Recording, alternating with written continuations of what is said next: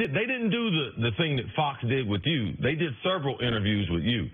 And I told them on the first couple, y'all need to hire. But no, they were going about doing their own business. There's got to be somebody else. There must be someone else. So they really think they know what they were doing and everything. So I just let them go about their business. Now, the Texans, Jenna, they gave Brock Osweiler this money without even talking to him in person. They talked to him over the phone. Agreed in principle, didn't even do a thorough examination and everything. They're like, are you good? He's like, yeah. They're like, yeah, okay, the same way that I tried to hire you and everything. I said, yeah, Jenna's good. Let's go do this. But they went about it. It took us to get there. But Brock Osweiler, him having a good day coming back against the Texans, oh, man, I think that would be devastating, not only to the organization, not only to the momentum they've created, but to their head coach.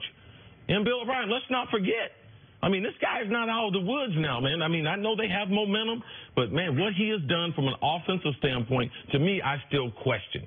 You know, is he that guy for the Texans and Deshaun Watson? Oh, I know Deshaun Watson is the future of the Texans, but is Bill O'Brien? Because one of his mistakes, he's getting ready to play against some very injured Dolphins team. It would be devastating if the Texans were to lose this game, Greg, to an injured Fins team coming there on a Thursday night. That's it right there. The Dolphins have so many injuries on offense specifically, and when you look at the Texans, where they're strongest is on the defensive side going up against that Dolphins offense. You got Kenny Stills out, you got Albert Wilson out, you got Ryan Tannehill out. It's a short week.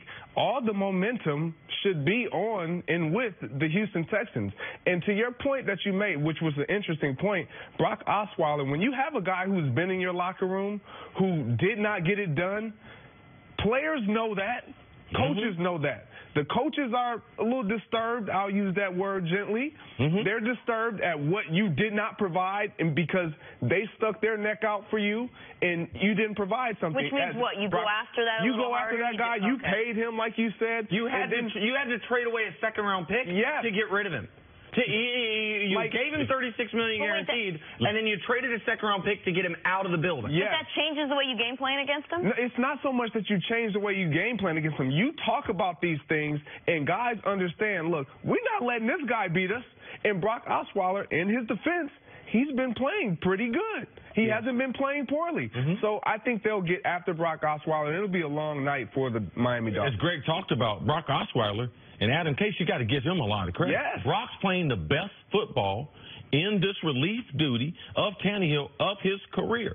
So it's one of those kind of things, Jenna, that you and I, we've been in the business long enough. You know, these two little young bucks and everything, this is the first real big company that they work with, Greg playing football, and of course Nick out there just making his way, making his way through life.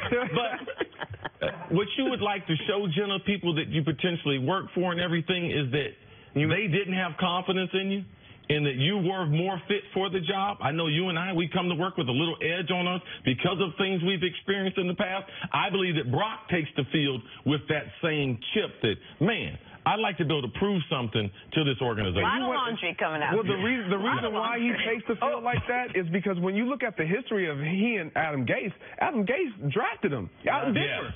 So they have the relationship. There's a trust. There's something that he saw in Brock Osweiler coming out of the draft into Denver that he was in agreement with. The only decent football Brock's ever played in his career has been under Adam Gase. Absolutely. The temporary stint in Denver, replacing Peyton Manning, and now these two games, because he was terrible. I was in Houston. Houston, I was making my way in the world. I was in Houston when he was the quarterback there.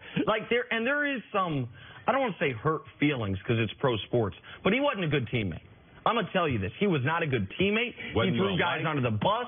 He was Bill O'Brien, who always tries to, almost to a fault, before he got Deshaun Watson, make excuses for his quarterback, would always try to pick up Brock, and Brock would not return the favor. So there is an extra chip on the Texans' shoulder in this game. On the Texans side of things, though, this is the most fraudulent four-game winning streak in the history, not of the NFL, of sports. Of any team in they win 20 in a row. No, they won 4. No, listen.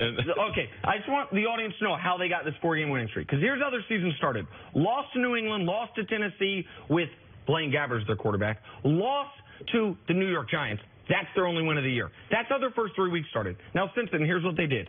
They beat Indy in overtime. That was the Frank Reich go-for-it-on 4th down game. The Texans punted the ball in overtime with 90 seconds left and won that game. The next week, so they didn't win, they just didn't lose. The next week, they beat Dallas in overtime. That was the Jason Garrett 4th down. I'm going to punt it at the opponent's 42-yard line. Trust my defense. Lost that way. The next week, they beat Buffalo on the Peterman pick 6. They needed the Peterman pick 6 because it was 13-13 at home against Nate Peterman in Buffalo with 2 minutes left. And then last week they played well. They forced Blake Bortles and the Jags beat them 20-7. The defense crushed Blake Bortles. They benched him. But the point is, those 3 wins prior to last week, they all could have been losses and horrible losses. Losses to a Colts team that's not any good. Loss to Nate Peterman and the Buffalo Bills. So, I mean, I know they've won 4 in a row. This is not a good football team. What's in the Texans' favor is they're in a good football team in that division. The Titans are figuring out who they are. The Jags, there's going to be a mutiny against the quarterback. The Colts can't give Andrew Luck support. So I think the Texans will win tonight, but I saw they were 7.5-point favorites. They don't deserve to be more than touchdown favorites over anybody. And this team lost to the Giants now. They lost to the New York Giants, who are now trading away their team. So this game should be a close game this evening. You like the Texans. What do you want to see tonight? I want to see Deshaun Watson come back to that form that we saw last year when he was playing and he was healthy. I think if he can do that, if they can keep him standing upright, if he doesn't have to take the hits, get down when he does break the pocket and extend the plays and hit his guys, DeAndre Hopkins, Will Fuller, and all these pieces that he has, I think they will start to, these wins that you're talking about won't be fraudulent. And there's no such thing as a fraudulent win in the NFL. Okay. I believe the defense of the Dolphins tried to get after Deshaun. That offensive line, not good, as Nick said. You know, they're frauds, too, that offensive line. So they're going to try to change this game with turnovers and put pressure on Watson. Bill O'Brien said after last week's game, I think the hardest thing to do in sports is win a game in the NFL. It's a miracle. Half the teams every Sunday do it. I don't know how it happens.